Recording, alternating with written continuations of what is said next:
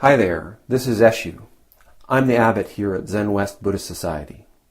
This Living Zen-podcast is just one of the many resources we've created at Zenwest to make Zen practice and training more available and accessible to people all over the world. Instructional videos, printable resources, and much, much more are also available on our website at www.zenwest.ca. If you're a regular listener, I'd love to hear from you. So please drop me an email at office@zenwest.ca and let me know who you are, how you got started, and what brought you to Zen. Everything we make available in person and online at Zenwest is only possible because of the support of our members and associates, people like you. If the efforts of our community are making a difference in your life, I'd like to invite you to show your support and take part in making it happen by becoming an associate or member of the Zenwest Sangha. You can do this by clicking the Join Us tab on our website at www.zenwest.ca. Thank you for your support, and thanks for listening.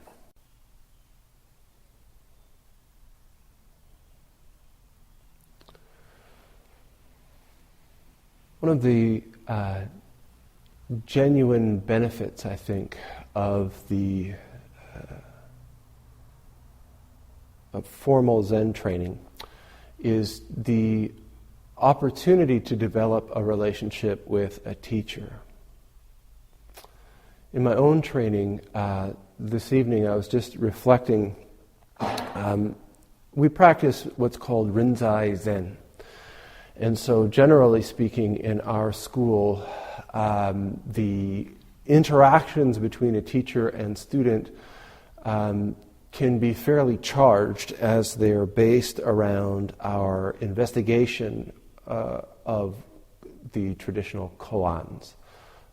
These are tools for investigating the nature of this reality, what it is to be a human being in this cosmos.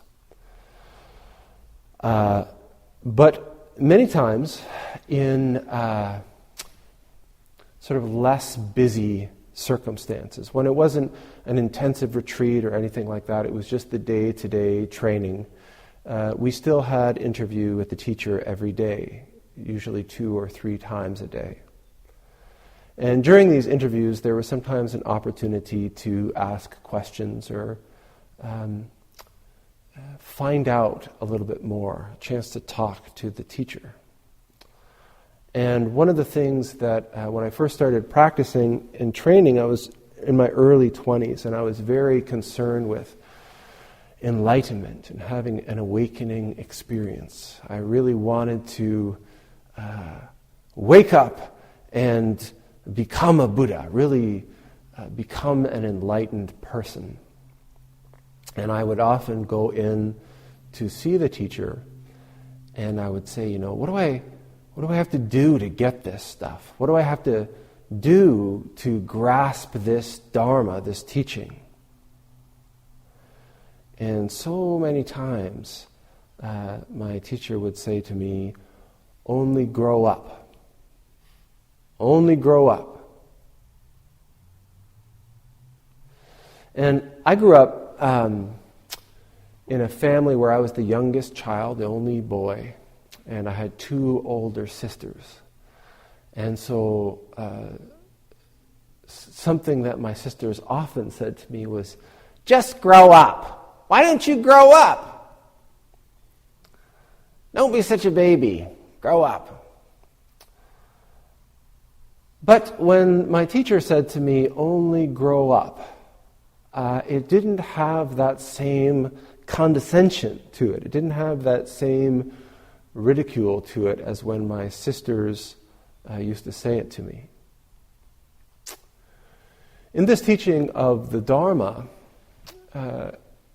in the Zen school, we understand awakening not as something outside of us, not as something external, some special state, some product that we strive after, try to grasp and own. It's not some special place that we have to get to. It is the realization of our own nature. When the historical Buddha Shakyamuni was sitting underneath the Bodhi tree and had his profound realization, he exclaimed, "Wonder of wonders, fundamentally we are all already awake, but we don't realize it." This was always very challenging for me to grasp or to accept in practice, because I'd always grown up in a culture and in a tradition that taught that we were fundamentally broken, that we were fundamentally marked somehow, and that mark, that impurity, could never come clean. And in this teaching of the Dharma, the Buddha Dharma, it was quite the opposite. That our fundamental nature was not only wise, but wisdom itself. That as a human being, we have nothing to be ashamed of, nothing to be afraid of. For it is in this being a human being, fully being a human being, that we find what it is to be awake. We find what it is to become a Buddha. Because in this teaching, a Buddha is nothing other than a human being who is fully awake. Even the word Buddha means just the one who is awake. We spend so much of our time chasing after things that we think we need, running away from things that we think we are diminished by or that will destroy us. We spend so much of our time thinking and judging and criticizing ourselves and others that the truth, this fundamental truth, that just as we are whole, we are complete, we are home, escapes us. We are deluded into thinking that we are separate from this world that we live in, that we are separate from our environment, that we are separate from our actions, that we are separate from each other. And as we engage in this practice of simply being with what's happening in this very moment, as we engage in this practice of simply opening ourselves, becoming vulnerable to the complete activity that is unfolding as this moment, we begin to grasp our nature. Little bit by little bit, we realize this little narrow box that we've stuffed ourselves into, that we call I, is not the whole story, is not our complete self.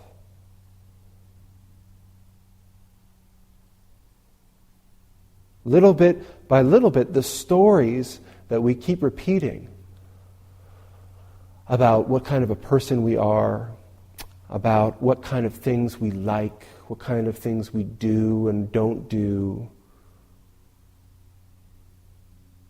All these stories start to fade into the background, and little bit by little bit, we begin to grasp the immeasurable immensity, the vastness of our own nature, our own capacity, our own wisdom that is already present when we simply take the time to open ourselves, to accept it.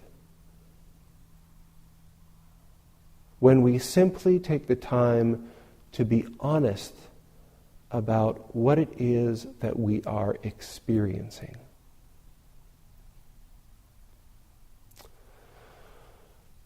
For me, when I talk about growing up, there are a couple of components that are very important.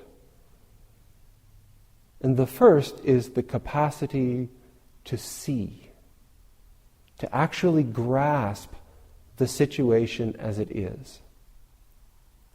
In Buddhism, this is the first step, I guess you could say, of the Eightfold Noble Path, the fundamental teaching of Buddhism, right view. Being able to just settle in and see things as they are. As we sit, all kinds of things come up. All kinds of thoughts arise in our heads. All kinds of emotions arise in our hearts. All kinds of physical sensations arise in our body. And our practice is to learn to be stable, to be still, not to resist, but to allow these things to arise, to exist, and to pass. Consistency in practice is important because we are coming to know ourselves. We begin to see patterns. We begin to see habits.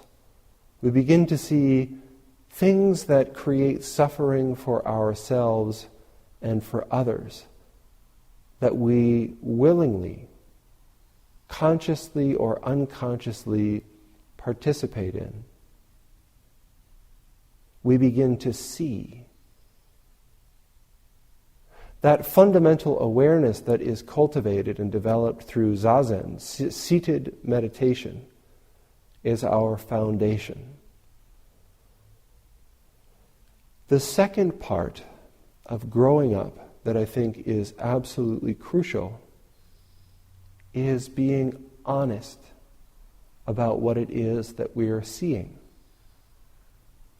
Part of the value of practicing in a form like Zen and practicing with a community is that the form kind of reveals us to ourselves and to the community that we practice with.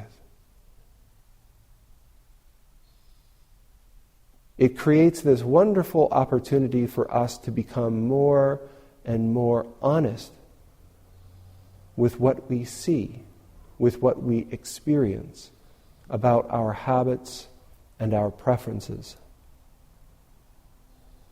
and the consequences of pursuing our habits and preferences.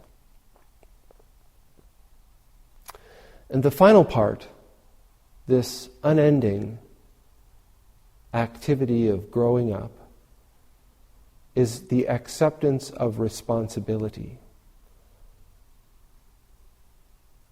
Recognizing that we can't deceive ourselves. Engaging in a practice of continuously opening our eyes and becoming more aware. We can't get away from ourselves. We can't deceive ourselves. And when we accept this, when we surrender to this fundamental awareness that we can't escape ourselves, we begin to realize that our experience, the experience of everybody in contact with us, is largely dependent upon how much we accept responsibility for this activity that we call our own life.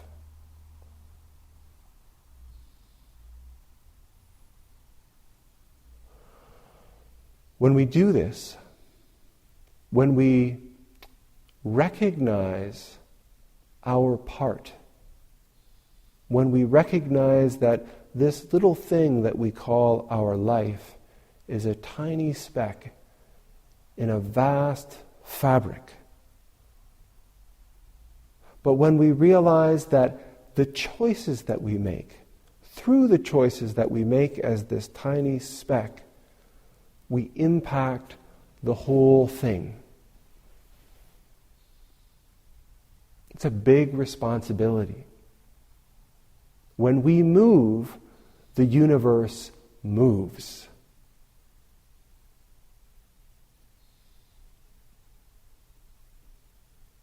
I think one of the reasons why people are so resistant to responsibility, so resistant to growing up, is that responsibility is terrifying.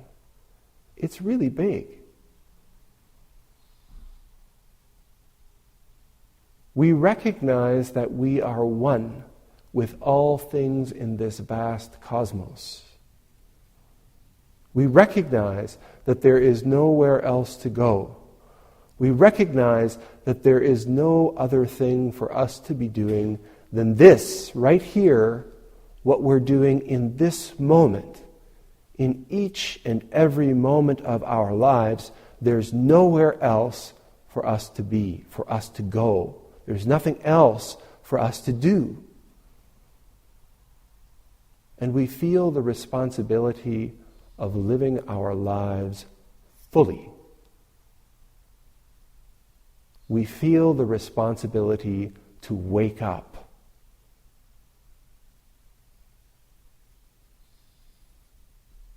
So if we come to investigate Buddhism, if we come to study Zen, we want to learn to meditate. I think this piece of advice, what is it that we have to do? Only grow up is a good place to start.